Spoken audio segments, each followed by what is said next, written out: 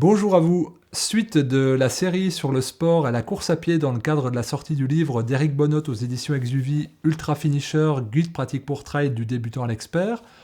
Aujourd'hui, on va pas parler que de course à pied, on va parler triathlon. On va pas parler simplement triathlon, on va parler Ironman et on va même parler Ironwoman puisque l'entretien que je vous propose, il se passe avec Nelly. Nelly qui nous raconte son approche particulière du sport et notamment de l'hygiène de vie, puisque elle a une hygiène de vie extrêmement naturelle, voire même hygiéniste, et puis ce qui lui permet d'accomplir de grandes performances comme un Ironman, avec le plaisir, la simplicité, et sans succomber aux lourdeurs du corps. Alors, quel est son secret? Je vous invite à le découvrir dans cet entretien que j'ai eu grand plaisir à réaliser avec elle. Et je vous dis à très bientôt pour la suite de cette série. Nelly, bonjour. Bonjour Fabien. Merci de m'accueillir chez toi. Merci à toi de venir à Mâcon. On s'était rencontrés ici il y a quelques mois lors de la projection de mon film. Tout à fait. On avait eu l'occasion d'échanger sur différentes choses, sur toi, ton parcours qui t'a amené à jeûner, à manger différemment. Voilà. Et puis on avait pas mal parlé de sport, mine de rien. Aussi. Voilà, et c'est l'objet un petit peu de notre échange aujourd'hui, dans le cadre de la sortie du livre d'Éric Bonnotte, Ultra Finisher. Donc là, ça concerne que la course à pied, le livre d'Éric. Toi, tu fais pas que courir. Non. Voilà, tu fais plusieurs choses. Donc, est-ce que tu pourrais te présenter, toi, puis qui tu es, puis quel sport tu pratiques aujourd'hui? Eh bien, je m'appelle donc Nelly. Je suis née il y a une trentaine d'années. Comme ça, je suis pas obligée de dire mon âge exact. Et je suis née avec une envie constante, je pense, c'est celle de bouger.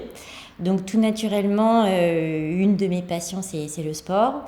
Et tout ce qui va toucher au sport, c'est-à-dire l'alimentation, la récupération, un peu le mindset aussi. Donc voilà, j'ai un peu testé tous les sports. C'est passé par des sports plutôt collectifs, après des cours collectifs, même en salle. Je ne sais pas si tu connais le RPM, le body pump, voilà, c'est assez cardio, mais qui m'ont bien plu. Et puis de la musculation. Mais surtout, il y a 2 ans, je suis vraiment tombée amoureuse du triathlon. Alors c'est un sport qui est top parce que du coup il condense trois disciplines que j'affectionne, la natation, le vélo et la course à pied. Donc voilà, après j'ai fait ça plutôt progressivement. Je me suis inscrite à des compétitions, d'abord format M, ce qu'on appelle le format olympique. Donc là on commence avec 1,5 km de natation. On enchaîne avec 40 km de vélo et on enchaîne également avec 10 km de course à pied. Donc super bien passé, j'adore l'enchaînement, ça me plaît beaucoup. Donc je décide de m'inscrire 2 mois après à un Half Ironman. Donc on prend les mêmes distances mais on les multiplie par 2.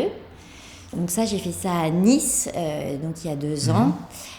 Magnifique col de Vence d'ailleurs. Et comme ça s'est très bien passé également, j'ai fait le pari de m'inscrire à un Ironman. Donc l'Ironman, c'est un triathlon XXL. Et en termes de distance, là on est sur à peu près du 4 km de natation, 180 km de vélo, avec il y avait un bon dénivelé quand même, ça calmait bien. Et puis on enchaîne avec un marathon. Et tout ça en moins de 16 heures, sinon on est disqualifié. Ce serait trop facile. Trop facile. Donc l'objectif 1, c'était vraiment de le terminer en vie, donc chose faite. Je suis là pour te parler aujourd'hui. Et puis l'objectif 2, c'était de pouvoir prouver qu'on peut faire de grandes distances, du sport un peu extrême, sans forcément passer par la case féculents, gel, les gels chimiques, les barres, etc. Moi, je voulais vraiment prouver que on n'était pas obligé de passer par la case la pasta party. Je ne sais pas si tu en as entendu parler ou pas. Oui, voilà. Ça fait 20 ans que moi, on est en pratique pas mal de vélo. Et moi, j'ai testé ça. Je l'ai testé, forcément, pour avoir mon avis dessus. Et c'est une nuit où on est plié en deux parce qu'on n'est pas bien, on n'arrive pas à digérer. Donc, les performances le lendemain, elles sont inexistantes. Mais on est rassuré mentalement. Exactement. Je me suis dit, c'est bon, j'ai refait mon stock de glycogène. J'aurais pas ce fameux mur qui arrive au 30e kilomètre. C'est impossible. Et en fait, on se rend compte que il vaut mieux passer une bonne nuit de sommeil, je pense, et puis ne pas faire cette orgie de gluten avant une course. Donc voilà, et puis donc objectif réussi parce qu'au final en plus je reviens de l'Ironman, c'est-à-dire le lendemain aucune courbature, mais vraiment zéro. Et j'ai pu refaire du sport, alors pas le lendemain parce que du coup c'était quand même un peu une petite pause, mais le surlendemain j'ai pu refaire du vélo et ce qui était assez improbable. Oui, ça paraît improbable, mais en même temps, pour en avoir parlé avec Eric Bonnot, lui qui fait des courses de 200, 220, 240 km, il me dit la même chose. Il me dit là où le lendemain il revoit les collègues de course cassés en deux, et lui, il va remanger ses fruits. Alors, ce qui est drôle, parce que souvent les gens qui sont cassés en deux, c'est ceux qui rigolent un petit peu de l'alimentation qu'il y a eu avant compétition, quoi. Alors, moi, du coup, ce qui est intéressant, parce que là, tu tends la perche, c'est de quelle alimentation t'es parti et quel chemin t'as fait dans tout ça entre les copains d'entraînement et puis les informations qui pullulent un peu partout dans tous les guides et puis sur la toile. Alors j'ai envie de dire, j'ai plutôt mangé un peu comme tout le monde, hein, c'est-à-dire petite, je mangeais les céréales arrosées de lait enrichi aux hormones. Je suis passée ensuite après vers les plats tout préparés, ceux où on donne 3 coups de fourchette, micro-ondables et avec ce goût aussi, comment on peut dire, subtil. Donc voilà, c'était vraiment mon habitude, j'allais dire, voilà, comme tout le monde. Et puis, je me suis rendu compte que petit à petit, plus je mangeais un peu plus de crudité, je limitais un peu les produits laitiers, je me blessais moins, parce que c'est vrai que j'étais souvent victime de tendinite. Donc je me blessais moins, j'étais en meilleure forme, donc je me suis dit, je vais m'intéresser un petit peu à ça. Donc j'ai acheté quelques livres comme il y avait Paléonutrition, Nutrition de Julien Vénesson, Nutrition de la force, et puis donc là on voyait vraiment qu'on pouvait s'alimenter, faire beaucoup de sport, parce que moi je tournais autour de, entre 10 et 15 heures de sport par semaine. Sans forcément devoir manger des féculents, devoir prendre des gels en cours de course parce que on a un petit coup de mou, et puis éradiquer les produits laitiers. Donc là j'étais partie là-dedans et je me suis dit pourquoi pas continuer un peu plus. Donc j'ai souhaité me documenter un peu plus sur la plateforme YouTube, et là je suis tombée sur tes vidéos. Quel bon goût. Quel bon goût. Et je pense que je dois avoir le record de la personne qui a visionné le plus de vidéos sur un délai d'1 mois. Vraiment, j'ai tout vu, je pense. Et je voulais tout tester. Donc j'ai commencé par le jeûne intermittent. Donc ça, c'est quelque chose que je fais 5 fois par semaine. Enfin, c'est-à-dire, je jeûne de manière intermittente 5 fois par semaine. Donc c'est-à-dire, toi, tu vas... enlever le petit déjeuner. Voilà, c'est ça. Donc ça laisse une fenêtre quand même de jeûne qui permet de manière comment on peut dire ça, au niveau de la digestion, de se reposer, et puis de retrouver quand même cette sensation de faim que j'avais eu tendance à perdre. J'ai un peu confondu avec l'envie de manger souvent, voilà. Donc là, c'était vraiment, j'arrive à 13h, je pense que j'ai faim. Je pense que j'ai faim. Donc voilà, donc il y avait ce jeûne intermittent. Après, il y a eu aussi... Donc avant de passer, juste pour comprendre, avant de passer vraiment à réformer ton assiette, tu as déjà mangé sur une plage plus réduite. Exactement. C'est la première chose que tu as faite. Exactement, okay. Ouais. Ensuite, il y a eu aussi les graines germées. Ça a été une grande découverte. Moi, j'adore les graines germées.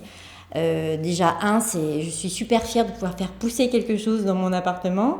C'est extrêmement simple à faire. Et puis, ça me permettait d'avoir une source de glucides, d'énergie, autre que la patate douce, parce que c'est vrai que ou les fruits. Voilà, ça changeait un petit peu. Et puis, c'est esthétiquement parlant, c'est super mignon, quoi. Voilà, sur une salade ou... Donc il y avait donc il y a eu les jus de légumes également. L'été dernier, j'en ai fait beaucoup. Là, l'hiver, c'est vrai que je ressens moins le besoin d'en faire. Alors c'est lesquels qui sont ta préférence? Tu vas vers quoi, toi? Plutôt des jus sucrés? Non, des jus de légumes. Vraiment légumes, ouais. mais quand je disais sucré, tu vas pas mettre outrance de carottes ou de betteraves? Non. Ça serait une carotte, des épinards et puis soit un peu de céleri. Alors, pas trop de céleri, parce que j'ai fait le test plusieurs fois et voilà, ça reste un goût particulier. Mais voilà, gingembre, après il peut y avoir des brocolis crus, enfin voilà, on met un petit peu ce qu'il y a aussi.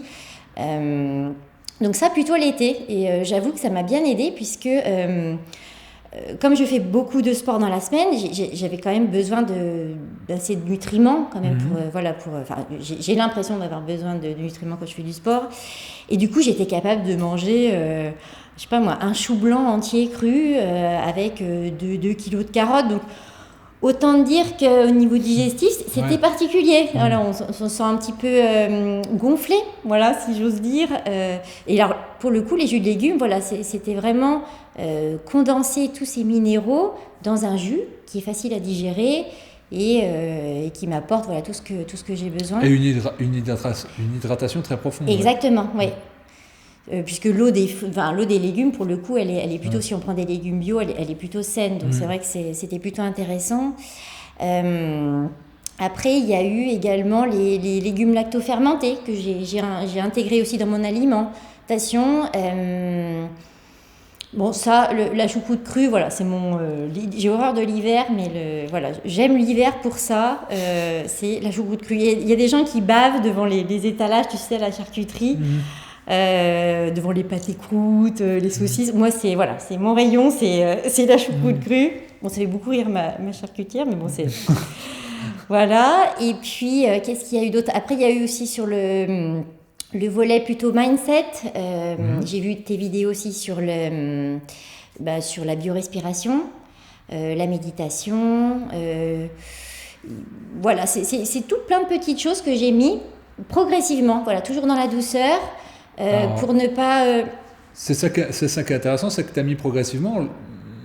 La chose intéressante, c'est que ça te donne l'opportunité, en mettant pas tout en même temps, de voir les effets que ça a. Exactement. Alors, qu'est-ce que tu pourrais nous détailler? Dire, tiens, j'ai mis les jus de légumes, ça a fait ça, j'ai mis plus de crudité, ça a fait ça, j'ai mis de jeûne intermittent. Comment tu t'es ressenti, toi, dans ton corps au quotidien et sur la performance? Sur les jus de légumes, c'est simple, ça a été le confort digestif. Voilà, ça m'évitait vraiment d'être... de te gaver. Ouais, c'était ça. Non, ça a vraiment été bien. Pour l'hydratation aussi, après une bonne séance, j'ai souvenir pendant la préparation de l'Ironman, j'avais un semi-marathon à faire, c'était la canicule. Pas du tout envie d'y aller, enfin voilà, c'était terrible et j'ai tenu en me disant voilà, je vais rentrer et j'aurai mon jus de légumes bien frais là, c'était non. Donc il y a eu ça. Les graines germées, c'était surtout sur les... alors peut-être que il y a un côté placebo, je sais pas, mais le fait que ce soit une graine qui est en train de pousser, j'avais l'impression que je mangeais de la vie et du coup moi-même je me sentais ultra vivante. Après, sur la biorespiration, ça m'a permis aussi d'être moins stressée. Alors, tu l'as pratiqué quand, du coup? Moi, je la pratiquais avant, de toute façon, avant les compétitions, ça c'est sûr, ça permettait vraiment de relativiser et puis de partir avec un esprit plus apaisé. Plus... Donc, pour te remettre au neutre, c'était vraiment exactement, oui. Et pour le sommeil aussi, j'ai trouvé que ça m'aidait. Un peu avant de dormir, voilà, 5 minutes de petites respirations calmes, douces. Alors juste pour les gens qui nous regardent, j'ai un audio, c'est pas une vidéo, sur la biorespiration. J'explique physiologiquement ce que c'est. On va peut-être envoyer les gens oui. là-dessus, parce que c'est hyper intéressant. Et c'est vrai que pour les sportifs, moi je l'ai conseillé à gogo, mais je le conseillais beaucoup en gestion du stress et beaucoup en récécuration. Est-ce que toi, tu as eu l'occasion de le faire en récup? Sur tous les plans, en fait, j'ai l'impression c'était devenu de toute façon une habitude quotidienne, hein, que ce soit le matin et puis le soir. Et au moment où j'en ressens le besoin, ou quand je suis un peu stressée, ou voilà, je m'accorde 5 minutes. Et je pense que c'est ça qui est intéressant, c'est de prendre le temps pour soi de temps en temps. Moi, j'aime bien dire que mon corps, c'est un peu mon meilleur ami. Et comme dans une amitié très forte, il est là pour moi quand j'ai besoin de lui. Moi, je suis là quand il a besoin de moi. Et voilà, et ça marche comme ça. Et puis surtout, pas le brusquer, pas y aller comme une tarée, à changer des habitudes. Voilà, on y va progressivement, on implémente son alimentation avec des nouvelles choses, son état d'esprit également. Donc voilà, ça a été vraiment progressif et les performances ont été exponentielles et vraiment corrélées. C'est-à-dire... je sentais que j'étais vraiment en forme, une humeur au top. Alors après, je sais qu'il ne faut pas le dire, et je voulais toucher du bois, mais il n'y en a pas. Mais je suis jamais malade, c'est-à-dire que je ne sais même plus la dernière fois que j'ai pris un Doliprane, enfin, c'est quand même fou, quoi. Alors après, il y a peut-être un côté un peu génétique, forcément, mais quand même, je pense que c'est de la prévention qui fait que je peux faire tout le sport que je veux, bon, tout en restant quand même, je me freine, parce que sinon j'en ferai des heures et des heures, mais tout en étant énergique et bien, quoi, et bien dans ma tête. Voilà.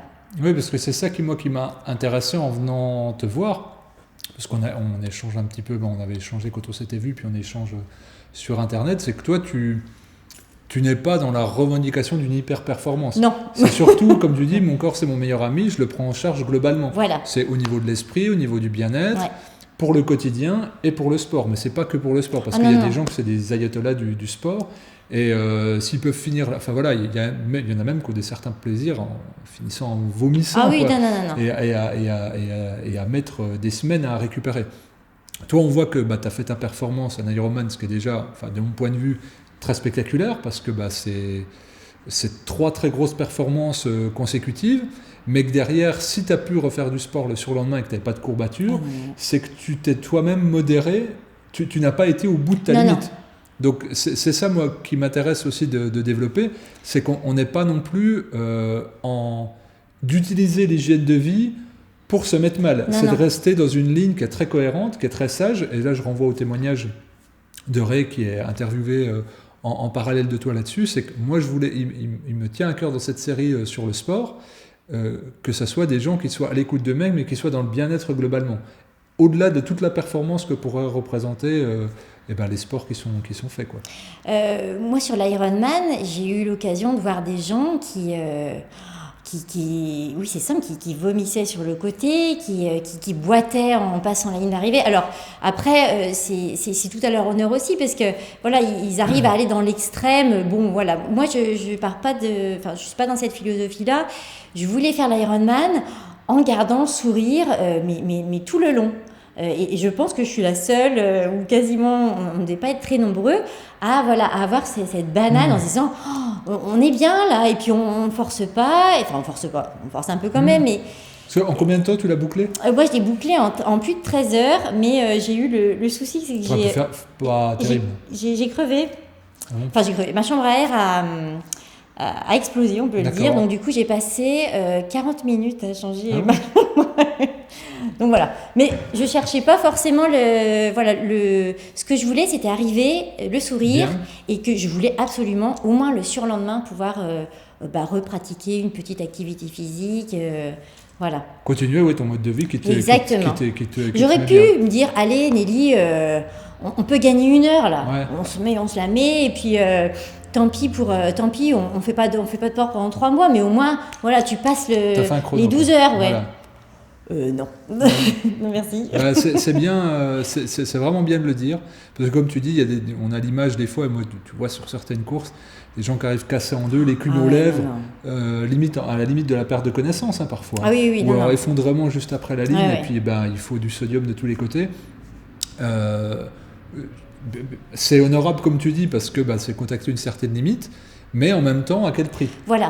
Et donc c'est vraiment bien que tu ailles là-dessus, et donc puisqu'on parlait de limites, j'aimerais que tu nous parles un petit peu, toi, de l'hormèse, que tu pratiques aussi. Ouais. N'oublions pas cela. Oui. Donc, voilà, comment tu es venu et qu'est-ce que tu as pratiqué? Puis aujourd'hui, c'est quoi tes petites routines? Alors, moi, j'ai découvert ça avec le Vérisme TV. Donc c'est une chaîne YouTube de... Salut Pierre. Voilà, salut Pierre. Enfin, il ne me connaît pas, mais je te suis beaucoup. Embrasse, voilà. Et en fait, j'ai trouvé ça ultra fun.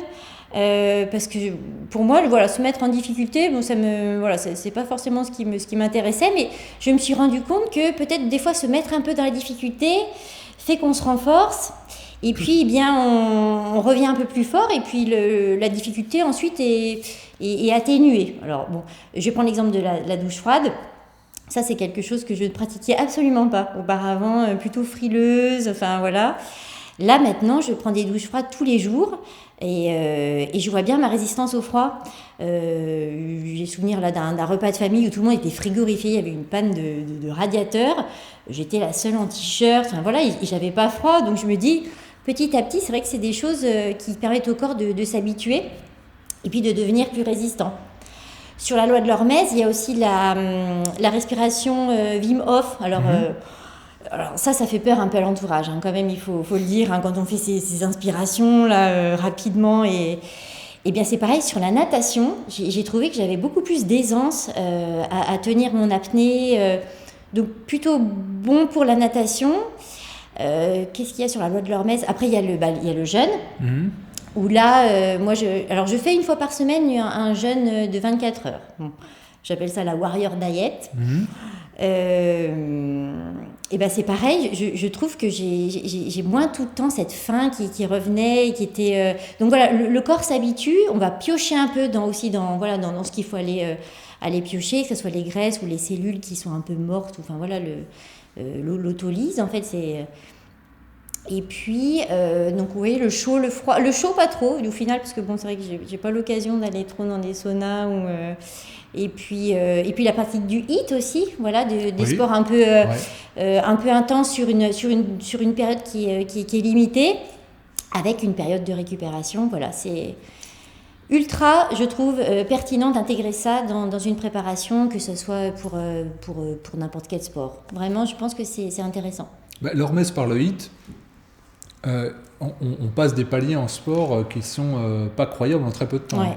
Et là où on voit que le corps a besoin d'être vraiment mis au challenge, pas forcément sur des grandes durées, mais qu'en fait il doit rentrer dans une zone d'inconfort. Alors il y a une zone d'inconfort dont Eric parle dans son livre, qui est de courir très lentement. Parce que la plupart des gens, bon là Eric lui fait des courses de plusieurs dizaines d'heures, parce qu'il a fait l'UTMB, Tour du Mont Blanc, et dès qu'il y a des phases nécessaires, c'était de courir à moins de 8 km/h, ce qui est extrêmement frustrant. Alors la plupart des gens ont dit faut gagner en vitesse pour performer.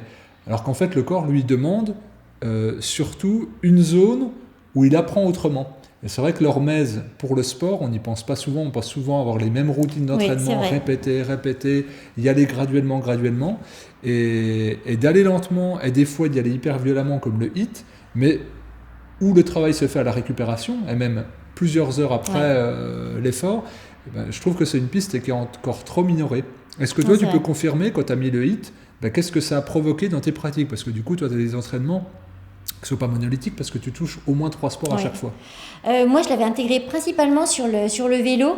Rien quand on parlait de RPM, c'est-à-dire c'est du vélo qui se fait donc sur des musiques. Donc il peut y avoir des musiques assez électro-intenses. Et puis hop, on va avoir tout de suite après une récupération. Moi, je l'ai vu, ça permet de faire monter le cardio assez haut. Et le fait de le faire monter un peu plus haut à chaque fois, eh bien, notre cardio, j'allais dire de base, a tendance à se ralentir au final. Donc, ce qui fait que au quotidien, notre cardio devient plus bas. Et c'est pour ça que les sportifs ont un cœur qui est très lent. Aussi, gros et lent, parce que le cœur n'a pas besoin d'aller très rapidement pour pouvoir alimenter tout le corps. Toi, il bat à combien à peu près ? Moi, il est... alors, ça fait très peur à ma maman, mais il est à 38, 39. C'est ça, ouais. Mais pour elle, je frôle la crise cardiaque chaque jour. Mais bon. La plupart des gens que je suis en coaching, ou même que je connais en sport où tu es dans la performance, tu es plutôt sur entre 34 et 40. C'est vraiment, ça, pour les gens qui sont dans cette intensité-là, ça bat très bas. Je sais que Yannick Noah était très bas, et quand on est sur des cyclistes pros, ça descend encore plus bas. Il y en a qui sont en dessous de 30. Hein. Mais Martin Fourcade aussi, je crois qu'il est à 32 ou je sais plus. C'est incroyable. Hein. Donc là où c'est 2 fois moins que la moyenne, grosso modo. Et la pompe travaille différemment, donc c'est sûr qu'on lui demande autre chose. Alors justement, là, plusieurs fois, tu as lancé la piste, les autres, ils regardent bizarrement, les autres. Oui. Alors j'aimerais que tu nous parles de l'entourage. Alors l'entourage, je dirais amical, familial, mais aussi l'entourage des collègues d'entraînement, où là, tu as dû passer pour une tarée. Oui, vraiment, non, personne n'y croyait. Hein. L'Ironman avec les graines germées, c'était juste improbable. Et puis surtout, mes collègues d'entraînement fonctionnent beaucoup au gel. Donc les gels enrichis en caféine, etc. Moi, c'est vrai que c'est quelque chose, j'ai eu le malheur de tester. De toute façon, mon corps l'a rapidement éliminé. Il n'a pas du tout aimé. Après, sur l'entourage aussi, ce qui est compliqué, c'est la famille. Je crois que c'est Idriss Aberkan qui disait que chaque révolution passe par 3 phases.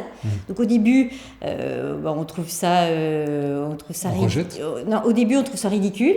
Ensuite on trouve ça dangereux et ensuite on trouve ça évident. Je prends l'exemple du vote des femmes. Au début, on a trouvé ça ridicule. Qu'est-ce que c'est que cette histoire à pas faire voter les femmes? Ensuite, on a trouvé ça dangereux. Ouh là là, les femmes vont bouleverser la société.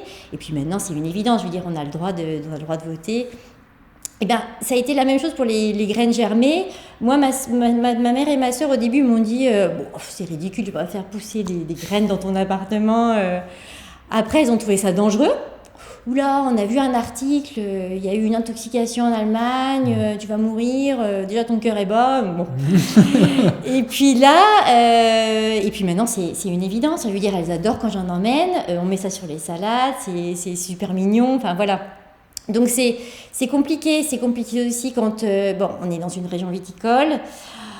Moi, quand je dis non merci, je ne veux pas d'alcool, les gens me disent oula, mais t'es malade, ça va pas, qu'est-ce qui se passe? Non, en fait, j'ai juste pas envie de boire. Oui, mais ta vie, elle doit être morose. Déjà, tu manges des graines, tu bois pas d'alcool, tu manges pas de pizza. T'es toute maigre. T'es toute maigre. Et en fait, moi, j'ai envie de leur dire non, c'est juste que moi, j'ai pas besoin d'alcool pour m'amuser, pour avoir des conversations enrichissantes. Et puis j'ai pas besoin de manger des pizzas ou de la junk food pour combler une espèce de vide émotionnel. Enfin voilà, moi j'ai l'impression que ma vie est plutôt au contraire ultra ensoleillée par rapport à la leur. Mais bon, c'est vrai que je me mets à leur place. Voilà, pour l'instant ils ont ces béquilles là mais c'est compliqué de se faire entendre. D'ailleurs, c'est ce que je te disais. Moi je force pas.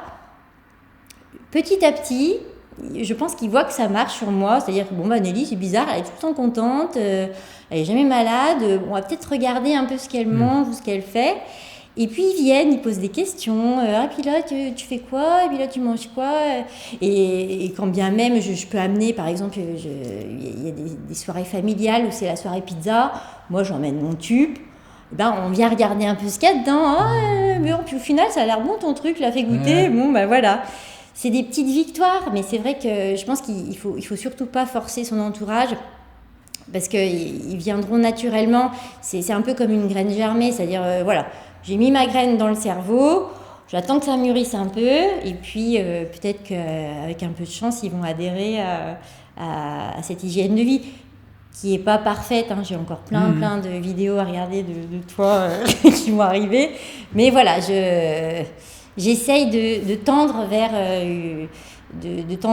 une hygiène de vie qui fait que mon meilleur ami sera heureux.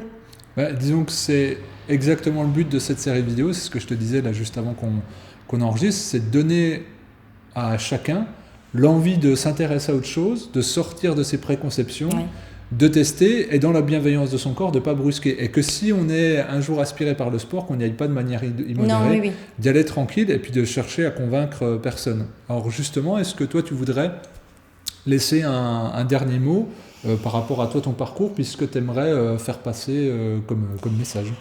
Qu'est-ce que j'aimerais faire passer? Dire que oui, le corps, c'est un peu... J'aime bien la métaphore du véhicule.